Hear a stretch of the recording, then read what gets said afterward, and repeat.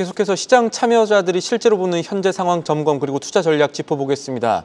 앰플리파이 ETF 한동훈 상무 연결돼 있습니다. 안녕하십니까? 네, 안녕하십니까. 앰플리파이 ETF의 한동훈입니다. 네, 간밤 뉴욕 증시는 중동 긴장 완화 기대감에 상승 마감했는데 반면 지금 이란이 휴전 핵 협상 재개 원한다 보도 무색하게 지금 갈등 계속되는 것 같습니다. 지금 새로 뉴스들이 나오고 있고 여전히 불안 심리가 남아 있을 수가 있는데 지금 시장 상황 어떻게 보고 있습니까? 네, 이란과 이스라엘의 분쟁은 앞으로도 계속 끝나지 않을 것이기 때문에 결국은 중간에서 중재가 필요하죠. 물론 외교 정치적인 이야기라서 판단을 정말 하긴 어렵지만 이란이 그리고 재보복을 했지만 이란이 이스라엘과 중재를 원하고 미국과 대화를 원한다는 입장은 여전히 변하지 않는 사실이지 않을까 싶습니다. 트럼프는 입장에서는 과거에 본인이 주도했던 에브라함 협정을 확대하는 걸로 해결하기 원할 수도 있겠죠.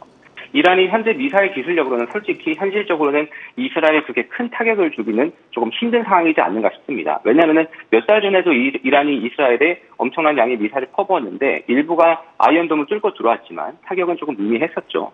이번에도 몇 개가 뚫고 들어왔고 했지만 일단은 수백 발 중에 몇 발이 들어온 것이라고 현재는 보여지고 있는 상황이고 그래서 경제적인 위기를 겪고 있는 이란 입장에서는 계속적으로 진행되는 것이 조금 쉽지는 않죠. 또한 이번 공격으로 이란이 핵시설에 큰 타격을 입었고 그리고 심지어 정권 교체 가능성도 논의가 되고 있습니다. 또한 여기에 미국이 강력하게 이스라엘을 백업을 해주고 있다 보니까 결국 이란 입장에서는 득보다는 실이 많지 않을까라는 분석도 나옵니다.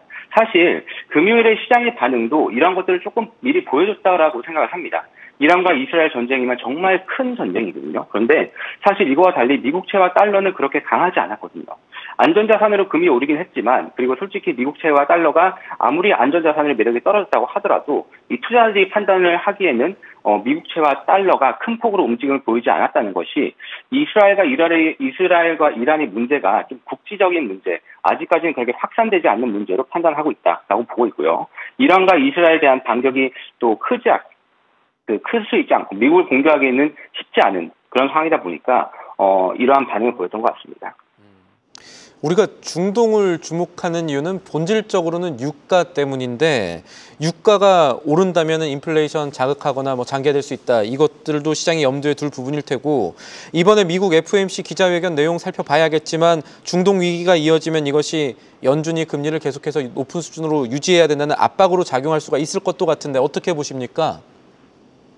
네, 정확하게 분석해주셨습니다. 유가 급등은 결국 4월, 5월 예상보다 양호했던 미국의 물가 트렌드에 거의 찬물을 끼얹는 꼴이 되겠죠. 트럼프 대통령이 파월 의장을 계속해서 압박하는 근거 중에 하나가 안정적인 유가인데 유가가 올라버리면은 이 트럼프 행정부 입장에서도 조금 할 말이 없어지는 겁니다. 패드워치에서 따르면은 현재 첫 금리 하락 가능성을 9월에서 보고 있죠. 9월에 56% 정도를 보고 있는데 흥미로운 것은 7월에 인하 가능성이 한 달 전에 소수 의견이지만 30% 정도였거든요. 그런데 지금은 15% 수준으로 절반으로 나아졌습니다. 6월에 지정학적 불확실성으로 유가가 계속 높은 수준을 유지하고 그리고 7월에 관세 유예가 다시 재발종되는 이슈가 겹쳐지면서 미국 금리 인하 가능성이 더 딜레이될 가능성도 있겠죠. 다만 만약 이란이 이스라엘 공격의 실효성이 좀 떨어진다, 보복을 하겠지만 좀 쉽지 않다라고 한다면은 가장 큰 약점은 바로 이란의 프록시들 등의 후티 반군들을 이용해서 또다시 해상에서 위협 활동을 할 수 있지 않을까라고 생각됩니다. 그중에 가장 유가에 취약한 부분이 바로 호르무즈 해협이 대상이 될 수 있죠. 이 호르무즈 해협은 중동에서 생산되는 원유가 지나다니며 전 세계 원유의 20%가 지나다니기 때문에 여기에 대한 공격은 또는 폐쇄는 유가 공급의 큰 불안으로 자리를 잡을 수 있겠죠. 실제로 이러한 위협으로 인해서 금일 유조선의 운임 선물에 투자하는 ETF인 비웨트 같은 경우가 11.3% 급등하는 모습을 보였고요. 이는 유가 7%보다도 더욱 더 많이 상승했었죠. 그리고 오늘도 유가는 하락을 했었지만 이러한 우려감이 여전히 있다 보니까 비웨트는 1.76% 더 상승 마감하였습니다. 조금 전에 유조선 운임지수 선물에 투자하는 BWET ETF를 조금 전에 언급을 해주셨습니다. 근데 이거 현 시점 매력도 어떤지도 궁금하거든요. 네, 현재 유조선 운임지수 선물에 투자하는 ETF는 BWET 한 가지입니다.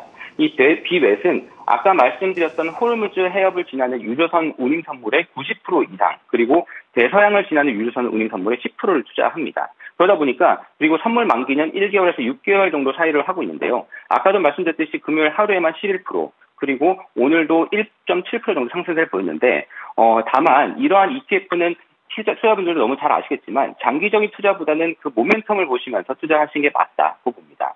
변동성도 워낙 크고요. 그리고 선물 투자를 하다 보니까 선물 롤오버에 따라서 다른 비용이 발생할 수 있다는 점은 투자 시 주의를 하셔야겠습니다. 그래서 현재 지금 다만 유가의 불안성이 계속되고 있기 때문에 이 비회세에 대한 일단은 투자들의 관심은 계속 진행될 것으로 보이고요. 다만 중요한 것은 정치적인 이슈가 있다 보니까 이 지역에 대해서 빠르게 뭔가 협상이 되거나 타결이 될 경우에 해소되는 조짐이 보인다면은 빠르게 반락을 할 수 있기 때문에 저희가 참고를 하셔야겠습니다. 기회와 변동성이 같이 있는 종목이다라는 말씀으로 정리를 하고요. 알겠습니다. 오늘 말씀 여기까지 듣죠. 지금까지 도움 말씀의 앰플리파이 ETF 한동훈 상무였습니다. 오늘도 감사합니다. 네, 감사합니다. 계속해서 다양한 경제 이슈를 알고 싶다면 구독과 좋아요, 알림 설정 부탁드립니다. AI 캐스터 권미정이었습니다.